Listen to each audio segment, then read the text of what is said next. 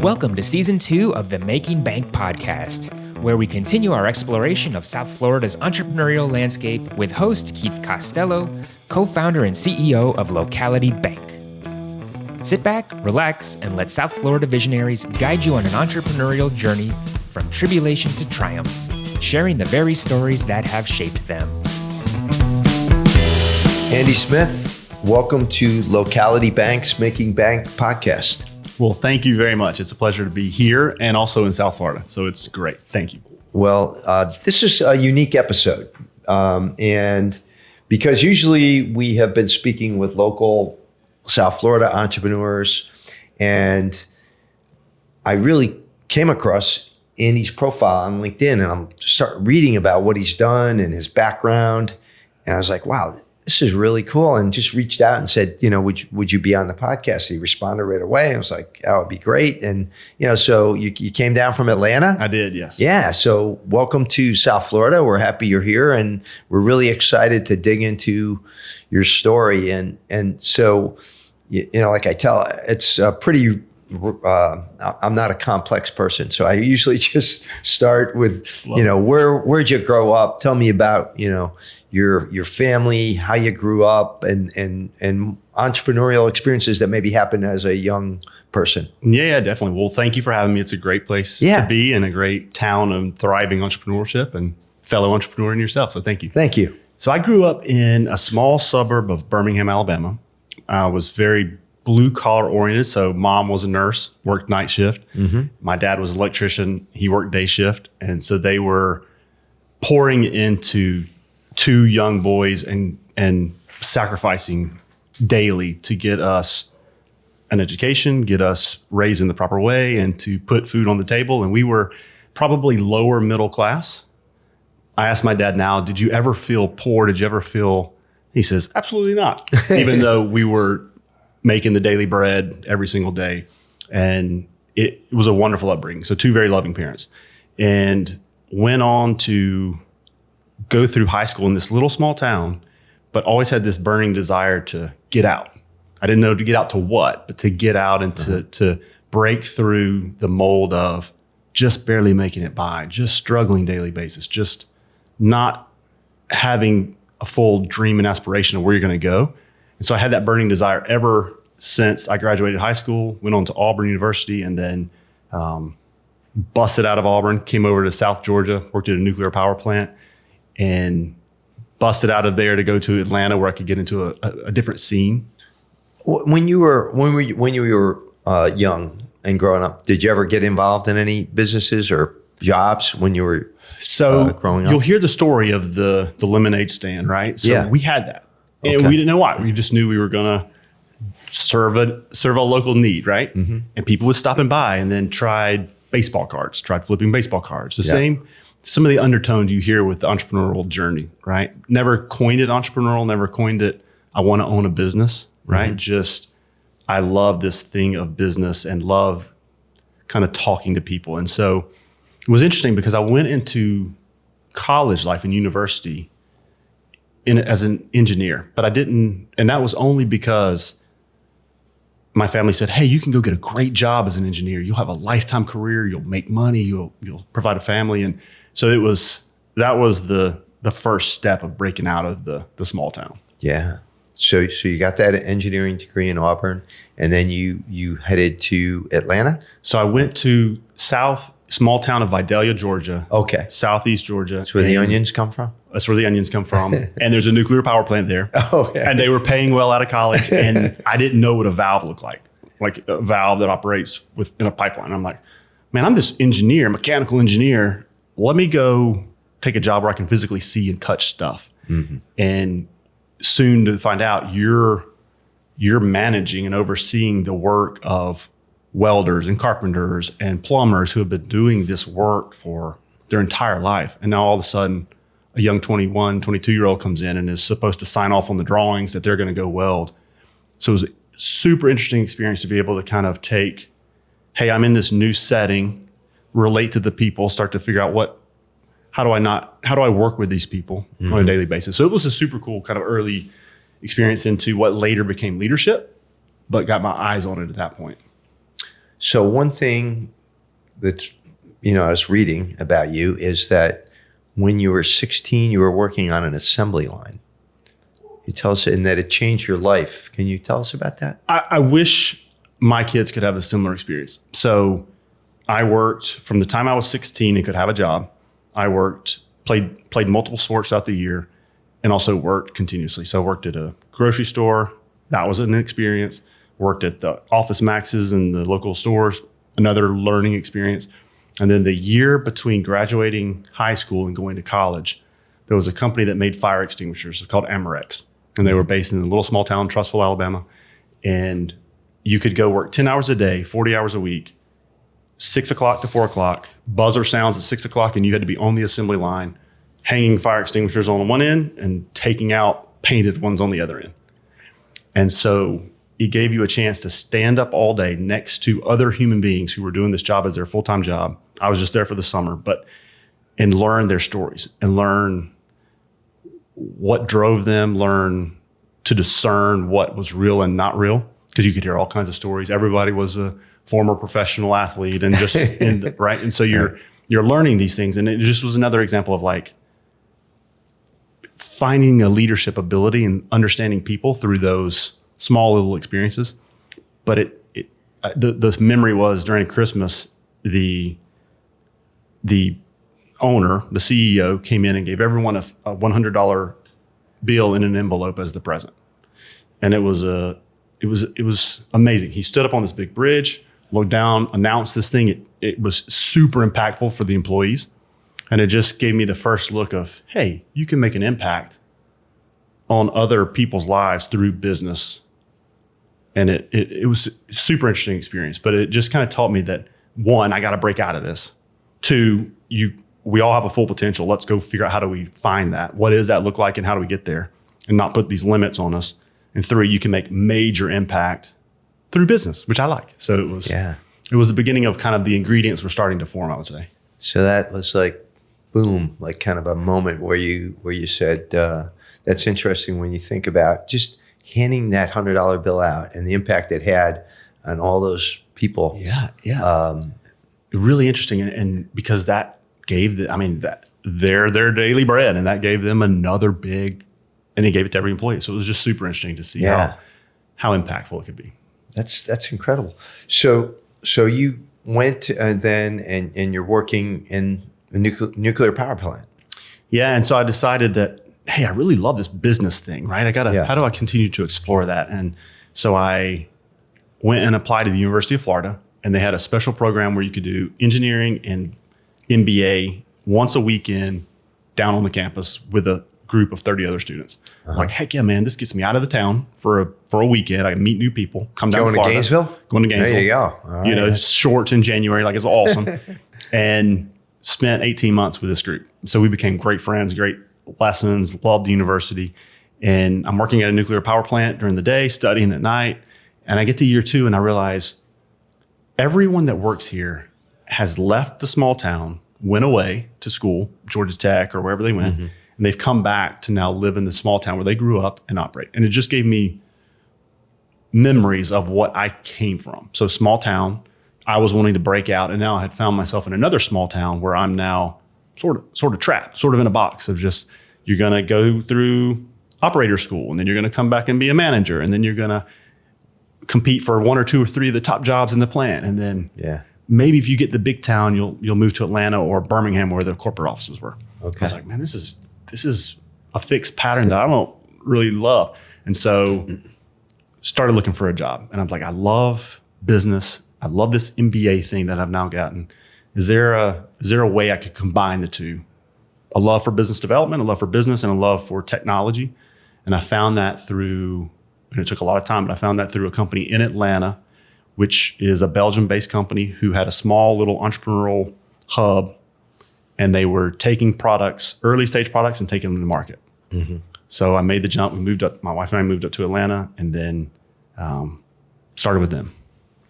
And what kind of products were they? So they had combustion-related products. So the Belgium manufacturer, Beckart, was a steel wire manufacturer, and their strategy at the time was to diversify and use that fiber in all types of other products. And they realized that this nice metal fiber meshed up like the old chainmail worked great as a burner surface. So if you think about like your rotisserie grill has that ceramic tile on it, this was a material that replaced that. Wow. And then we found out, well, this is environmentally friendly. Oh, this could be used in industrial applications, boilers.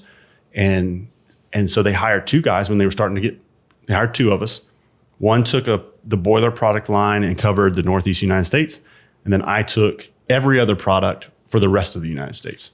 So when you say you took the product, does that mean you were selling? It was sell this product, go find out where we could sell it, and then sell it. And what I didn't know at the time was I worked for two true entrepreneurs in a big company, right? They were the entrepreneurs, I guess you would call them. Okay. But it was free reign to go try, explore, test. So it was sort of the first ever playground sandbox of entrepreneurship that I had inside a big organization where it was safe, right? Making a salary and it's safe and to take product to market. So it was great to go and say, hey, Mr. Customer, does this solve your problem? Is it what you want? Is it what you need? Is it? And we found a few niche industries and then just kind of went into those and grew them. And it resulted in moving to Calgary, Alberta for about a year and a half. And so I was in Mexico at a customer and got a call from the big manager, right? Hey, we have a need up in, we had an office there, but can you go run that office? I was like, oh, I love that. So got the call on Friday, was there on the Sunday. Had a 2-month-old girl, so first baby. We move up and we're living in a hotel and they had a corporate office downtown. It's a little different than Birmingham. Man, we had to take the baby carriage in downtown Calgary in November and wrap an entire piece of plastic around the thing just to, because here we are. It's wintertime. Yeah, I was just up there in June in Banff and it was snowing. Yeah, it was like 30 degrees. So crazy. It's cold up there. And so it was an interesting experience. You learned that. And yeah. I remember driving up on the first day that we had a shop up in Red Deer, which was about an hour and a half north. And then Banff would be like an hour and a half to the west. Yeah. Drive up to the shop. There's a 18 pack of beer. Guys are all sitting around the boss's table. There was no boss at the time. And feet are up on the desk and they're like, what are you here to do?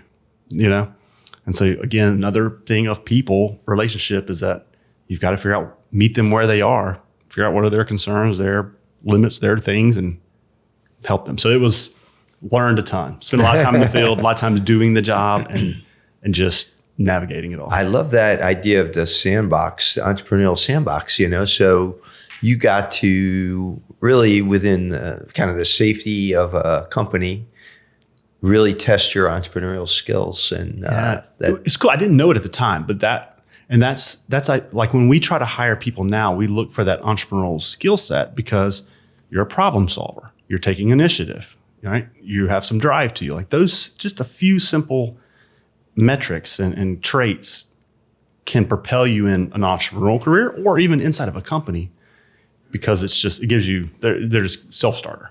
Let me elaborate on that point a little bit because hiring somebody who is entrepreneurial, do you support them if they want to go start their own company? Or how do you feel about that?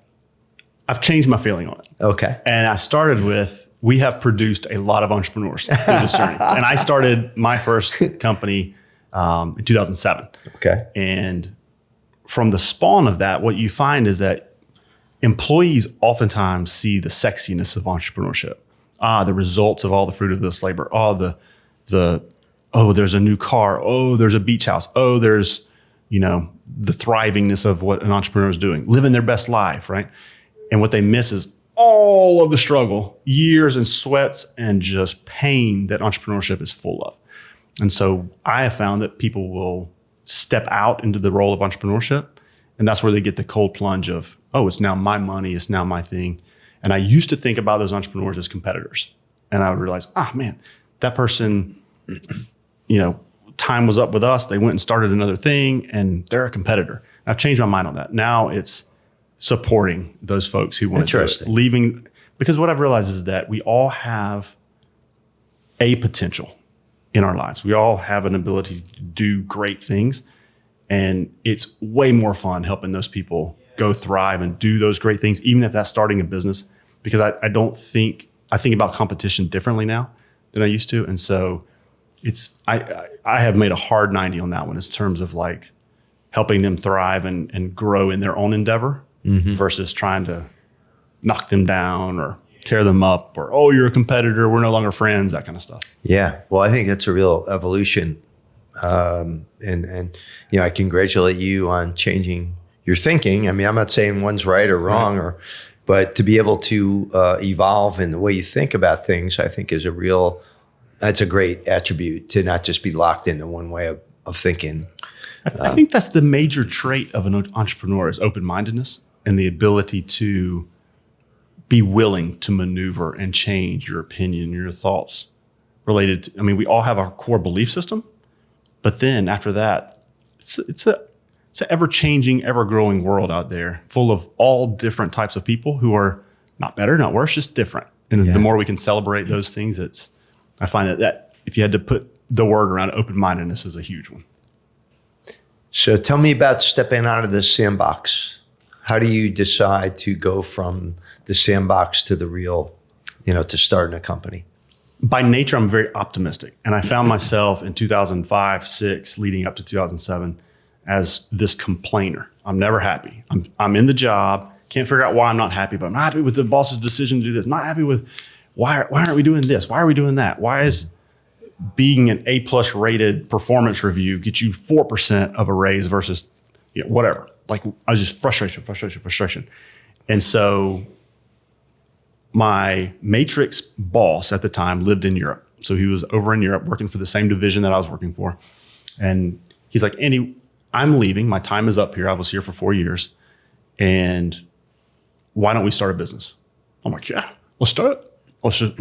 This company, the big Belgium company, was in a new CEO. They're now consolidating.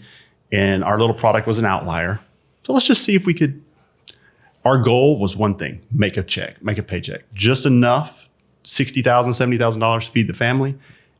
Goal number one. That was it. We each put $26,000 into the business. Mine came from the HELOC of my old property in Vidalia. And because most risky decision ever, I moved to Vidalia right out of college, take a job at a nuclear power plant, buy a house. Like super risky at that time. When I look back, the most risky. And when I put that house up for sale, no one wanted it, put it up for rent, rented the next day. So I had a house with a little HELOC in it and took that money, poured it into the business. And it was day one, bought a website, and then just kept going from there. And so that was our goal. It didn't go that way.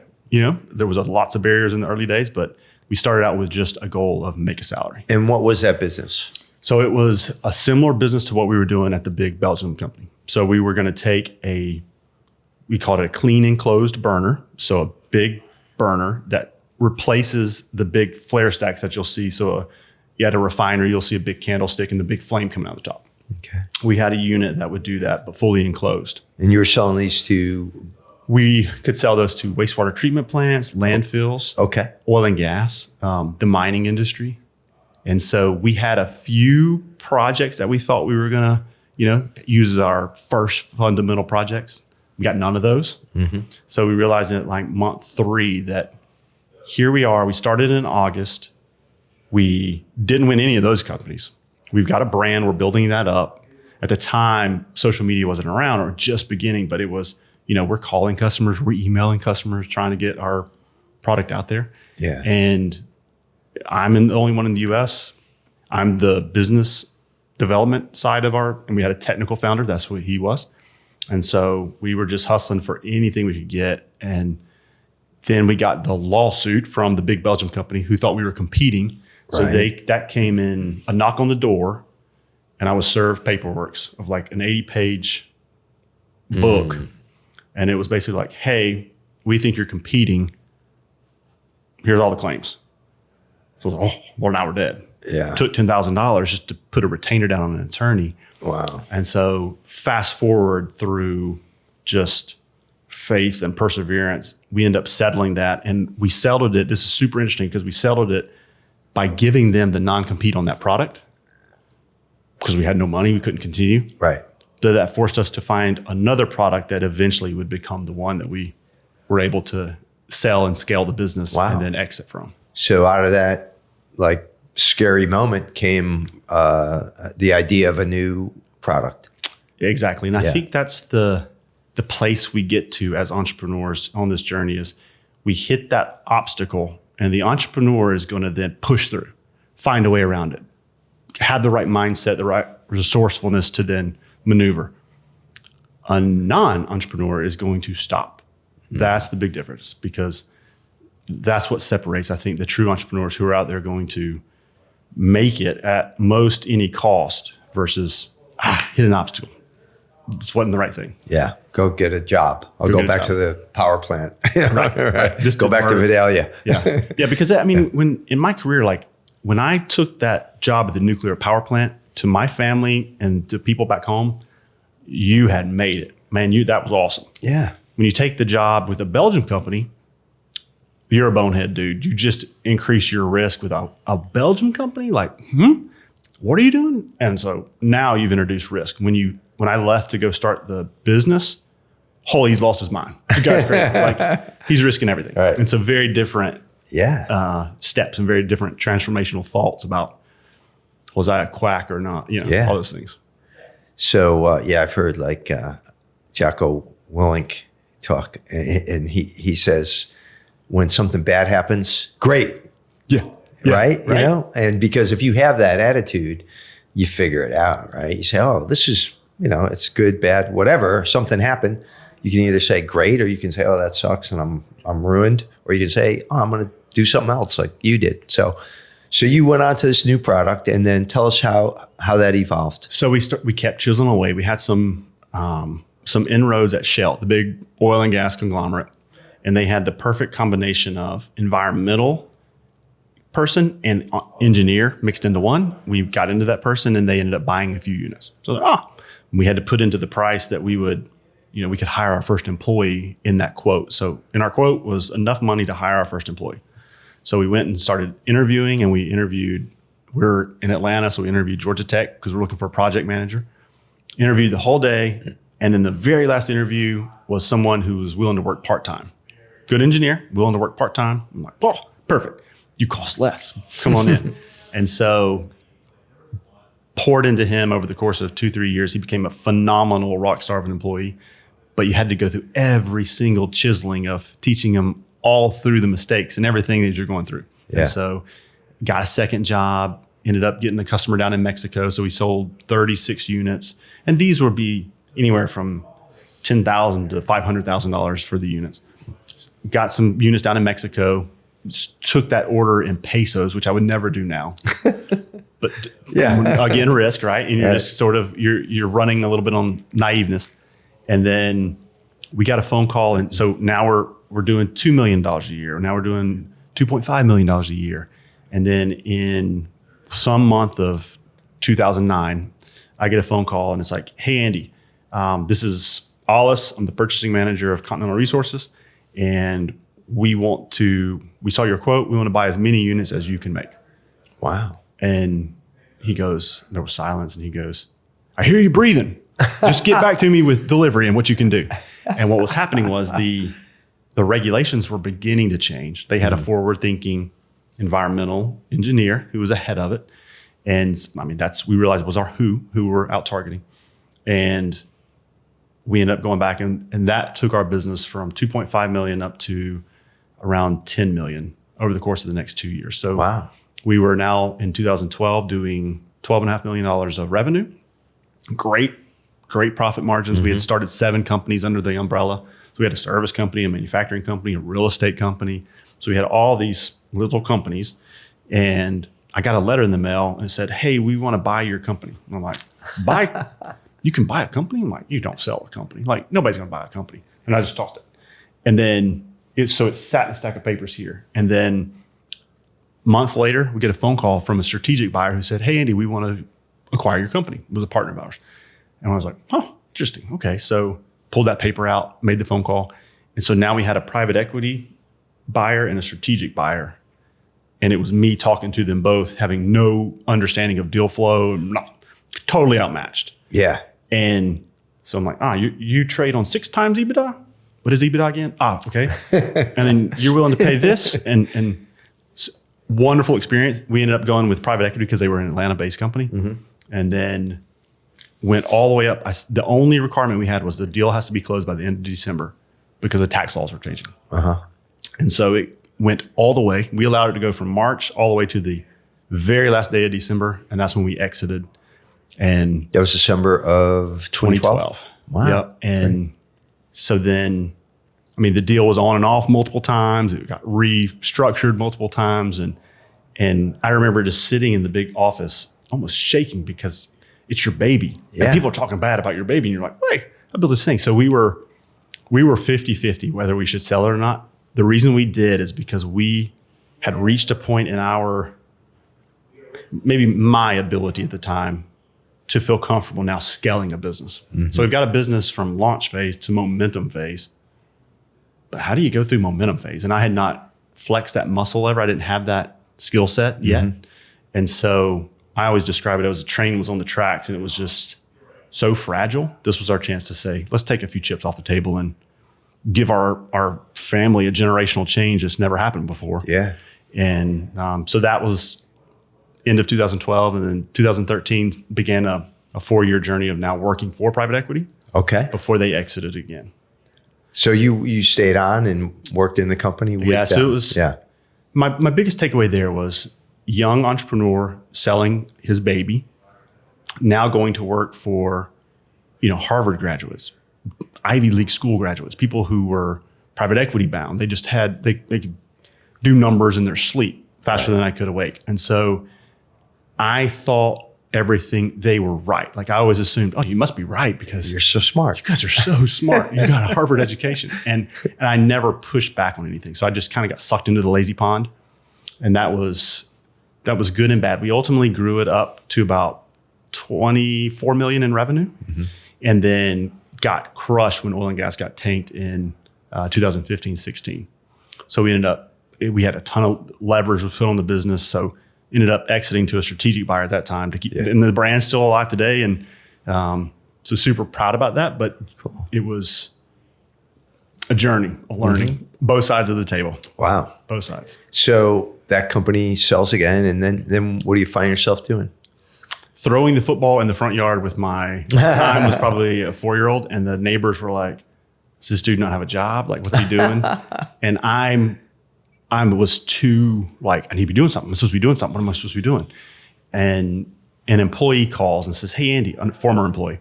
Hey, Andy, I started this business. It's a service business in the oil and gas space, servicing a lot of the old equipment. And I've gotten it to $700,000 in revenue and I'm maxed out. I don't know what to do. Can you help me? And I was like, oh yeah, I'm so good at this. We know what to do. We have the magic wand, baby. And so put together a few people. We bought that business. And then realized we're just going to do it the same way we did before. It'll dang sure going to work. And we got to year 3, that was 2017. Now we're in 2020 and realized every single thing we were trying was based on what we tried back in 2007 to 2010.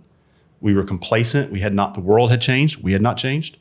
Now you have this thing called social media. We didn't adapt quick enough. And we grew it revenue wise, but we were like, hey, when 2020 happened, oil just got decimated. Right. And so we either had to dump a bunch more money in to fight with a single product against a bunch of multi-product companies or sell that business to someone who needed that product line. Called up a few strategic buyers at the time, sold it, not anywhere near the first one, got out of it. And then 2020, here we are back again with, what are we going to do? Right. And so jump right back in. And it's just been that kind of journey. And so what have you been doing since 2020? Well, so we had a manufacturing facility and when we sold it, we got rid of the manufacturing facility. And then I'm perusing on the internet a few months later and I find a business for sale in North Alabama that's got a founder who's ran it for 10 years, consistently done $1 million a year in a small little area, and they're looking to get out. Kids don't want the business, don't know what to do with it, just want to exit. So I'm like, So I speak to him. It's like, my business is booming. you have a manufacturing shop, I'll send you some work. I'm like, your business is booming. It's 2020 and not everybody's even gone out of the house yet, Yeah. And it turns out it was doing well. And so it's a storm shelter manufacturer. Acquired that business. So that took us through the end of 2020. So start of 2021, acquired this little storm shelter business, rebranded it day one, which is a gong show. I would never do that again. Rebranded it day one. And then some other people in our town called and said, hey, Andy, we got this thing. Like, we invented it for the mining industry here in South Florida. And we've got a patent on it. We think it's going to change the world. And it's SaaS technology. I'm like, oh, those are sexy words all together when you think industrial, solve a problem, all this kind of stuff, patented. And so acquired that company. I realized, hey, there's a little bit of a pattern for me here. How do I sort of do this? How do I do this properly? So put a holding company there called Blacksmith Ventures. And Blacksmith Ventures now owns 3 little companies. The through line of them is all RegTech, compliance technologies, and all very small babies, put in a great operator to run those. And so we've basically got, I'll sometimes say so my mom worked in the NICU, intensive care unit for newborn babies. Most days are like that, where we've got 3 little babies, sometimes on life support, sometimes they're thriving and going over into the well side of the office. And what I found through that process was my love and passion is putting in great people, great entrepreneurs to run those, great operators, and then helping them do that. And so we've got this stable business now, fast forward to today, stable business. I pour into those leaders when they need it, as often as they need it, sometimes on a daily basis. And then I'm out basically building the next thing. And I don't quite know what it is yet, but it's a platform to be able to help people and entrepreneurs take that next step. It's funny because I even drew it out on the plane this morning of we all are here. We're at this place. We all have this potential to come here, and our limits, our fears, our doubts, our environment sometimes can keep us here unless we figure out that way. So I saw above the clouds through entrepreneurship. I saw that you can take risk, persevere through stuff, have some successes, get beat down most of the time, but you can achieve that potential. And how do we now help others see that and achieve that is a big intersection for me of where like joy, passion, and impact sort of meet. Wow. And so doing that through business is the lens of it. But it's, yeah. Where's the name come from, Blacksmith Ventures? So when we drove around in our first venture, my partner and I would come over. He would come over from Europe. My mother-in-law gave us a truck to drive because we couldn't afford a new car, couldn't afford anything like that. So we would drive around the Southeast to fabricators looking for help making our product. There's 2 guys, we had a brand. We would even go into these fabricators and we'd put our sign on their front door and say, when customers come, they're coming into S and X metal, but we would put our little sign on, right? Yep. And we called those people blacksmiths on the corner because they all were the same thing. They were all business owners who had started a business, taken the risk, grew it to a certain level, and they were satisfied. They were providing for their family. They're satisfied.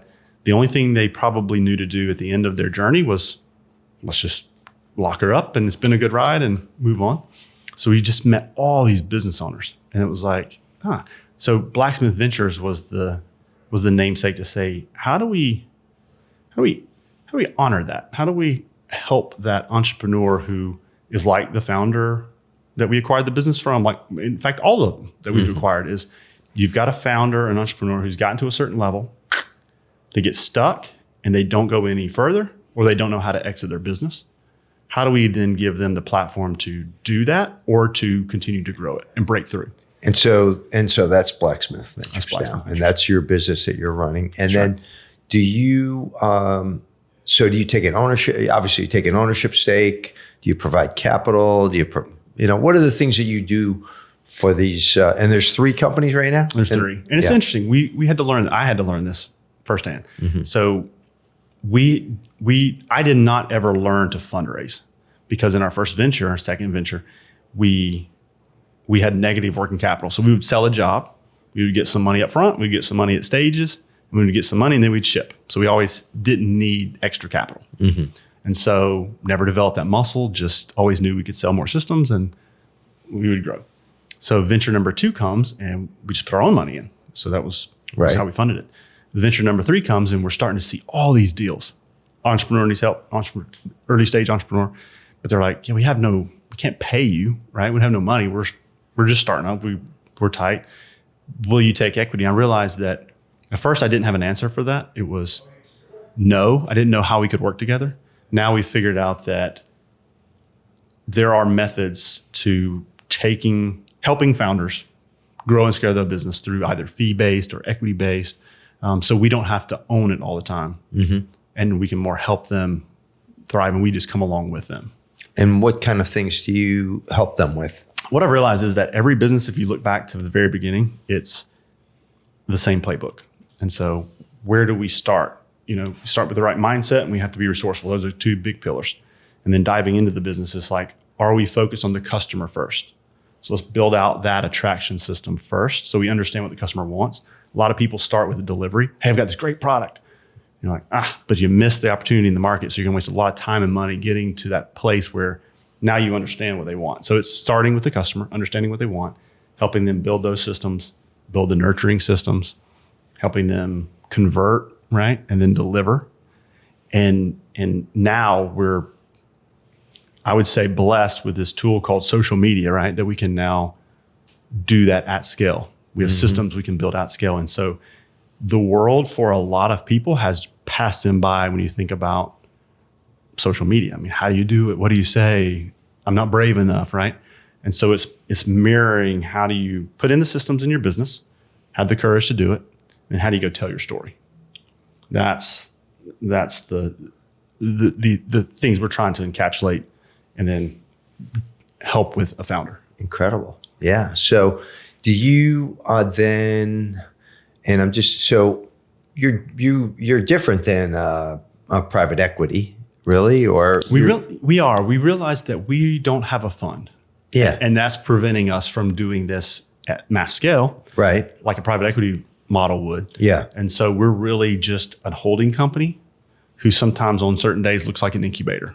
Okay. Right. Yeah. And so I like to call it venture builder because it gives me a sense to say, hey, we're doing a lot of stuff, but everything we're doing ties back to building, building businesses, building brands, building leaders, right? Building community. So we're building, helping these owners and operators build. And have you considered doing a fund? Very much. Okay. And there is where like entrepreneurs reach their limit. I've realized I have a limit with raising money because I'm like, I can't ask anybody for money. How do I do that? Right. Yeah. And so it's been a 3-year journey of working through that for me personally. Yeah. Of what is a fund, and then, Right. I hire, like I'm very believing in hiring people to accelerate the process from where you are today and where you want to be. So I would hire people to help me understand what a fund was, hire people, how do you raise money? And it's ultimately for me, it comes back to that. And the same thing for entrepreneurs. It's that limit, that belief system, those shackles that you put on yourself that prevents you from breaking through. Yeah. So is that something you want to do? Yes, because I think you can impact more. Okay. I think you can impact 2 things. I think you can impact the founders and the entrepreneurs, the Andys of the world, right? The Usins Right. of the world. And you can impact the investor. And you can be the bridge to that. Yeah. I can see that in my mind, bridging that all around impact, right? For those 2 people groups and generational change for the founder and financial freedom for the investor. Yeah. And so I'm somewhere in the process of mentally building that bridge, right? Well, I'm sure that if that's something that you want to do, that's going to happen. And, just from what you've done so far, obviously you're somebody who doesn't let fear stop you from pursuing what you want to do. So I've realized, and this has been more recently than before, but fear is really like the absence of like love. And we're put here to really love, if that's our one thing. and fear does nothing but get in the way of that. And it's the common thing with entrepreneurship, because it is really hard to build a company. It's really hard to take the risk. It's really hard to deal with people, deal with money, deal with all of the obstacles. And fear is what steps in and hinders it, right? Yeah. And if you can make that one mental switch when everything in your day is going wrong and everything is crumbling and everything looks horrible, I'm just going to not believe in the fear and just believe in the moment, the win stacking, right? You know, it really, just listening to you describe that, I was with one of our customers today, and they're a very entrepreneurial company. You know, they've had their struggles, and it was just so, I loved the meeting I had this morning with them, you know, and it's because they're all in. They're all in, and, you know, and we're working towards their success together. And, you know, that's why we do what we do too. So it's similar to what you're talking about, you know. I mean, we don't have a fund, we have a bank, but that's what we're doing with the money that we have, is, you know, really trying to help, you know, entrepreneurs, and, you know, also with the advice from people like you that come on. So this is, I mean, it's been a great story that you told here today, Andy, all the way from Atlanta. So I wanted to, you know, as we wrap this up, what do you, you know, what would be your message to entrepreneurs who are listening? I think it all boils down to, if I say, what was the one thing that kept me going every single day, every single journey, every single venture? It's been faith. And faith is a definition of believing in what you don't yet see and what you can't see, right? We're not as faith, but when we start our journey, we're not seeing that we can make it there, but we have to have the faith to know that we can make it there. And when I look back all to the very first day of buying that website, we had the faith that we were going to make it through, and we could be there, and just keeping that daily, no matter how positive it was on certain days or how negative it could be. One of my favorite quotes is, faith is the substance of things hoped for, the evidence of things unseen, which is from the Bible. I love that. But just, you know, so I was getting goosebumps when you were saying that. I know you've asked people a lot of times favorite book, right? Yeah. What is your favorite book? And that is my favorite book. The Bible is my favorite book. It's what I go to every single day to find leadership, to find encouragement, to find everything. And so it does come from there, and it's, so yeah, it's foundational for sure. Wow. I'm surprised nobody has said the Bible yet, you know? So it's I think it's a number one bestseller of all books. I could be wrong, but I think you're right. It's up there. It's on the top 10. Well, interesting. So, and that's great. Yeah. Faith. I mean, I think that's a real message, because if you don't have that faith, and like you said, when we first sat down, you're optimistic. If you don't have faith, if you don't have optimism, you know, just get a job, and, you know, right. Don't try this. Don't try this at home, like people say, right? Because it's, you know, you're going to have those moments where, if you don't have faith and optimism. So thank you for that message. That's really, really powerful.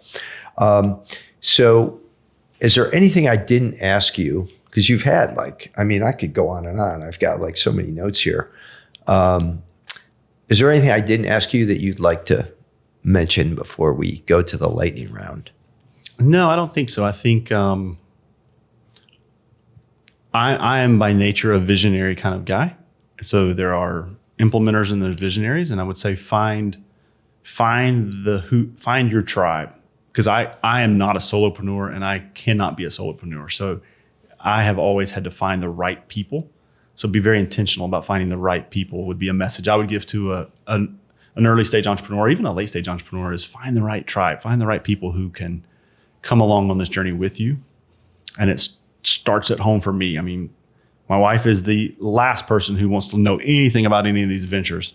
But when you need that extra support, that rock, it's been foundational from my spouse, any business partners, and then employees. And it's just pouring into those folks daily, I think, is critical in terms of we're building something with others. We're not building something alone. That's really smart, because I think and again, complementary skills, right? You're not going to be good at everything, and finding somebody who's got that skill set that you don't have.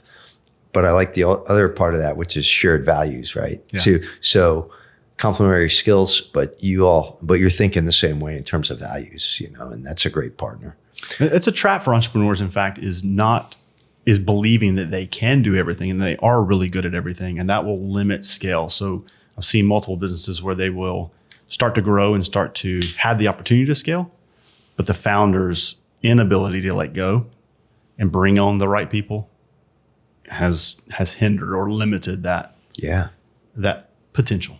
And those are different skill sets, founding a business and those entrepreneurial skills to get something up and running, and the professional management skills that take to run a larger and scale, totally different skill set, right? Yeah. So, all right. So now we're going to go to the famous lightning round. Ryan, you ready for that? Good. We'll jump right in. So these are just quick answers. We just finish off with this. Favorite book? You already told us, the Holy Bible. So thank you. What's a song from either your youth or just a song that inspires you or that's your go-to song?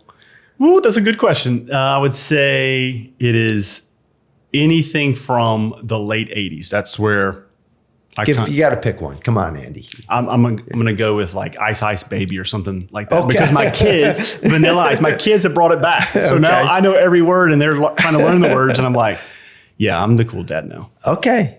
I will take it. What's the best piece of advice you ever received?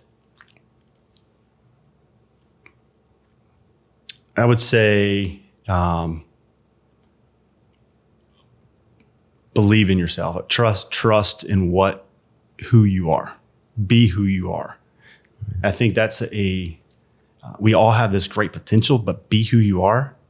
Be yourself, like in different words, but it basically means don't take on the limits of others. Just go, be bold, and just do it. And that's a lot encapsulated in there, but I have to remind myself that daily, because I will take on the limits of, I'm not good enough, or, I can't do that thing. And it constantly have to remind yourself to be bold, trust in yourself, be yourself.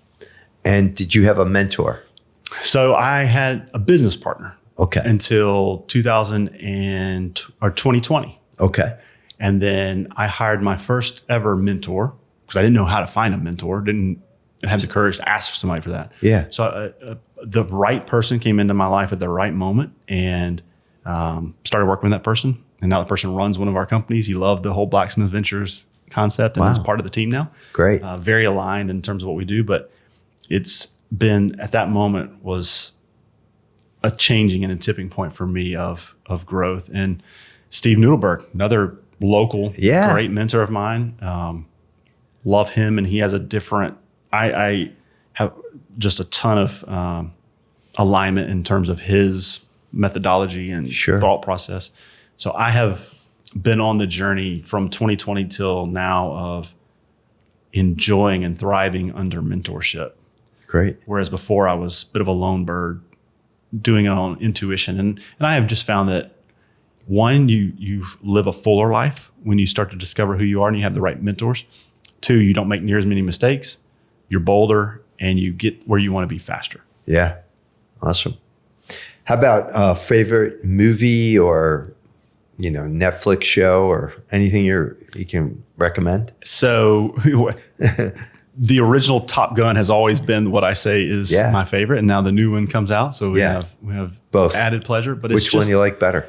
The second one was, it's so funny. A lot of people have said that. Yeah, it was, you mix in now new technology and stuff, but I think the theme is the same, is that you go through something that you're not sure you can do. All right. They enter the school, they thrive at it. Adversity happens. You have to overcome that. And I think that's the same journey as I've seen in entrepreneurship, where you're playing a long game. And you can never look at the micro and say, I'm a loser, or I'm a failure, or I'm unsuccessful because of this small dip. It's a reminder to play the long game. The ups and the downs all balance out into the journey. So don't ever think you're a failure or you're better than you are based on certain amplitudes at certain times in your life. Interesting. How about what do you do for hobbies? So fitness is a big part of my life. It always has been. Sports has always been a big part of my life. And then when we sold our first venture, I became an employee, right? So I needed something to like go explore. And I found myself in the world of triathlons. And so came down to Miami, did my first ever half Ironman. I was watching the pros and I was training on my own and swam in the ocean, jellyfish all over, did the bike, and then walked 13.1 miles because I wasn't ready. Yeah. Came back the next year, exact same result. Next day, got back, hired a coach, joined a program in the local Atlanta area, joined a community. Yeah. And then did triathlon for 7 total years, just living my best life. Like did a couple full Ironmans and just. Wow.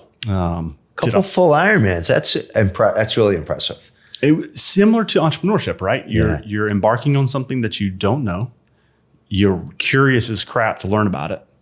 You see there's others who are doing it out there who are successful.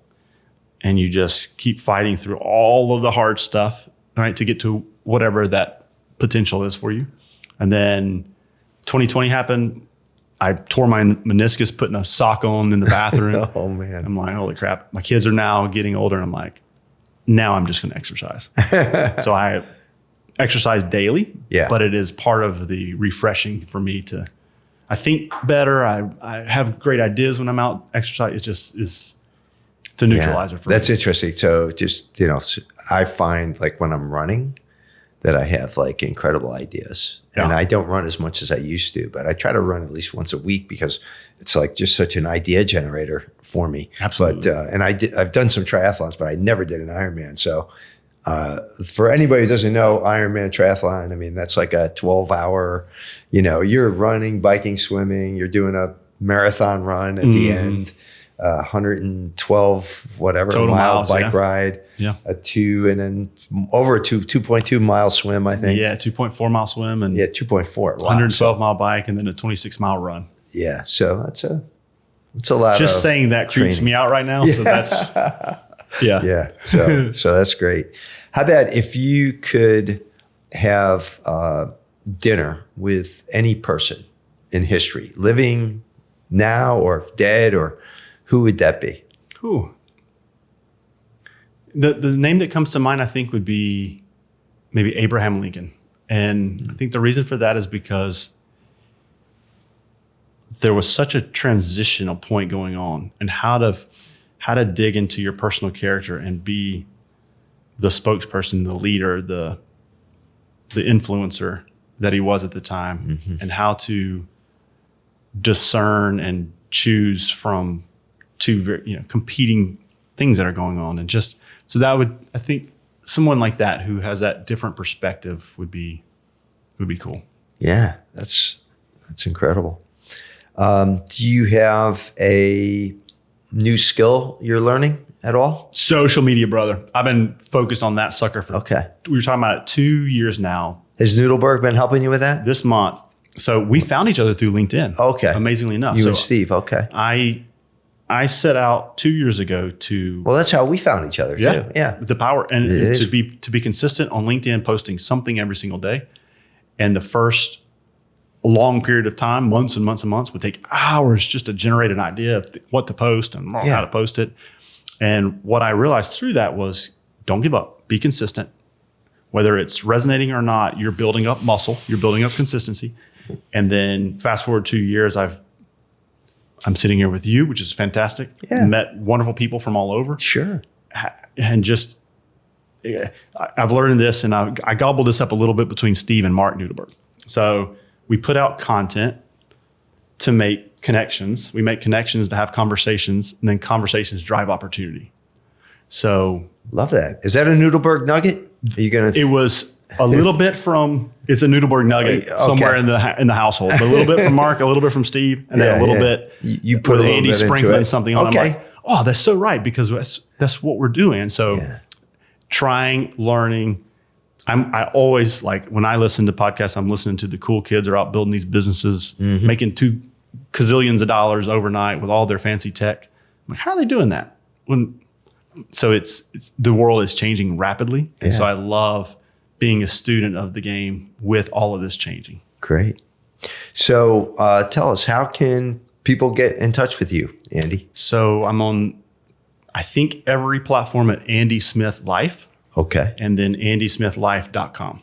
Okay. All leads straight in, and then you can find me on everywhere from there. And on all, like, you're on LinkedIn, you're on the other social media. We as do. well? We're really working hard on YouTube right now. Okay. And starting to explore that more, and then Instagrams and the Facebooks. And Sure.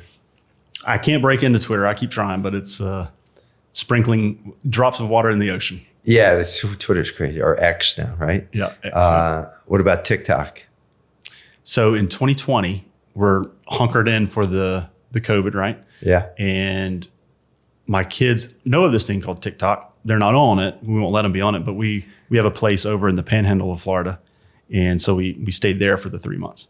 Okay. And so there are early TikToks of Andy Smith Life dancing with his 2 daughters and young boy and learning it. And then now I use it daily to post onto it. Wow. On TikTok? Yeah. Similar type messaging. Yeah. But it went from dancing with the kids. And then we had our first one as a family go viral, right? Okay. And you just could see the views skyrocketing. You get the adrenaline pump. You're like, oh.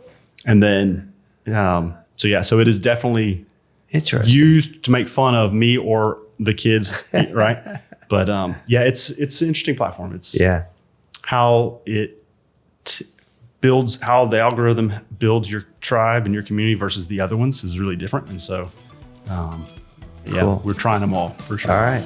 Well, this has been very interesting, and thank you for coming all the way from Atlanta, our first out-of-town guest, and it was certainly impactful having you on our podcast. Thank you, Andy. Thank you so much, friend.